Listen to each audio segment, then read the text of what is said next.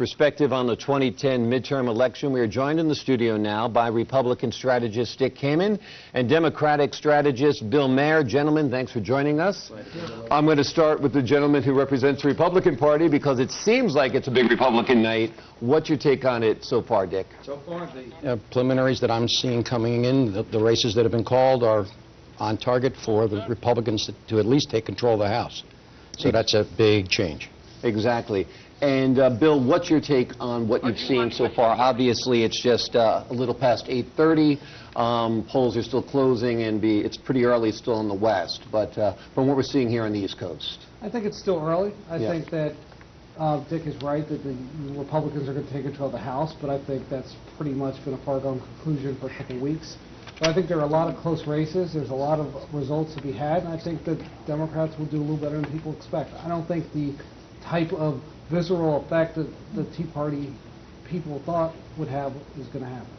Now, let's talk a little bit about the Tea Party. It seems to me, from observing all of this, that the Tea Party candidates had a tough road to haul, primarily because they not only had to run against Democrats, in many cases they had to run against the Republican Party. You had people like Karl Rove speaking out against Christine O'Donnell.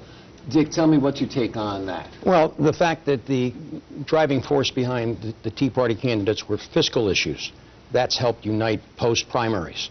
So I think it's been a very positive thing for the Republican Party and for Republican candidates all across the country that it was tied in on the fiscal side. Those are things upon which we can all agree. Oftentimes it's the social issues that tend to be divisive, and so we talk more now about the things upon which we agree rather than the 15% maybe of the things upon which we disagree. And do you believe that the Republican Party as a whole needs to get back behind the Tea Party candidates once they win a primary and support them fully? Well, that's how I've always felt. I'm a former county chairman, and that's how I've always functioned up in Morris County, New Jersey. Okay. So that's the way to do it. Bill, what lessons do you think the Democratic Party needs to take away from all of this? Obviously, Bill Clinton is famous for saying, it's the economy, stupid. So how come Barack Obama didn't get that? That people care about health care once they have a job. So you need that job first. I agree with you. Yeah. Look, I think that Barack Obama's done an excellent job, but the reality is it hasn't happened quick enough. Look, Americans want instant gratification. They want something now. Right. They don't want to wait 6 months. They don't want to wait a year. They don't even want a health care policy that gets them health care in a year. They want results immediately. And nobody can meet those expectations, including Barack Obama. And that's why the House is going Republican tonight. Exactly. And it seems, though, the lessons to be learned are for both parties, that people do want fiscal responsibility. They do want a high rate of employment. They do want government taken out of their way on some levels. Logan, you can look back maybe at the election, and Bill and I were talking about this earlier, the elections of '94, which was again a sea change, and the Republicans were in control. But Bill Clinton, after having some difficulties in his first 2 years of office, adjusted, worked with the new majorities, and was able to become successful and reelected in 1996. So if the President Obama takes a little bit more of a cooperative attitude in working with the new leadership that's coming, then he too will position himself better for re-election in 2012.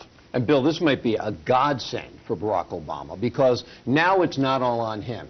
You know, before he had the Senate, he had the House, and he had the executive branch. Everything that was taking place was directly his responsibility. Now he can say it's the darn Republicans who aren't cooperating. That's why we're in a mess. So, and it also gives them, I think, an opportunity to change course a little bit, to become a little bit more moderate and govern from the center like Bill Clinton apparently did after '94. Everybody needs somebody to blame. Exactly. So I think that this helps Barack Obama in his future endeavors. I mean, he probably is quiet about it tonight, and I'm sure he has mixed feelings, but politically, and if history is any judge, this is a good thing for an incumbent president to have a party from the opposite side controlling one house of Congress.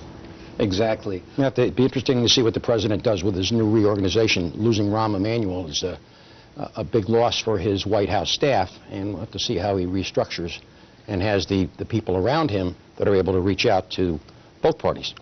One of the commentators on radio, Michael Smerconish, was saying of the Tea Party candidates that they tend to be electable in primaries only, that they can win the Republican primary because they can appeal to the very conservative sector of the party. No, the scorecards tonight. It changes tonight in some areas, but certainly didn't change in Delaware. It might not change in Alaska, where Murkowski might win as a run-in. We have Rand Paul winning, but Rand Paul was kind of an attractive candidate no matter what, right? Because he's more of an independent or a libertarian than a Tea Partier. What's your take on Well, this? it got the attention of Mitch McConnell because that was his hand-picked candidate that Rand beat in the primary. So, no, I think the scorecard's going to be very favorable to unity and the fact that Tea Party candidates have won and they'll be part of the team. What do you think should be the legislative agenda for the White House, for the Senate, for the Congress, once we get back to work, once this is all behind us? The economy. The economy. It's all about jobs, the economy deficit, and making sure that people feel comfortable. It's not that Barack Obama and the Democrats have done a great job, I think they have, but people don't feel it. And if you do a good job, it's all well and good, but if the public doesn't feel it, and you fail a major test like tonight's elections, that's a problem politically. But did he do a great job if you don't feel it? Yes, I think that he has the infrastructure. I think that we've seen the fundamentals of the economy move forward. It just takes a long time to have positive growth. And you've seen indicators that lead us to believe that the recession is basically over. People are going back to work. People are starting to buy houses. So we're moving in the right direction, but just not quick enough. Dick, one of the problems I found when President Barack Obama was running for president was he kept on hammering home how bad the economy was. And I think in large part that's why he was successful towards the end. But that's a double-edged sword, because if you drive home the fact that the economy is a mess, well, then you have an economy that's a mess, particularly when it's consumer-driven like ours. And the solution that the president advanced and was passed, the additional deficit spending that took place, has not fixed the problem. And the unemployment rates, remember we were supposed to have unemployment rate not exceed 8%.